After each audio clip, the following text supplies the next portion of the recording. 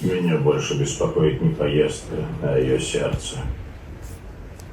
А вдруг она узнает что-то, чего не хочет знать? Узнает что-то, чего не хочет знать. А вдруг есть дальний родственник, который заявит на нее права? Мы решили, что желаем ей счастья. А что предельно, да? Это лучшее, что мы можем дать.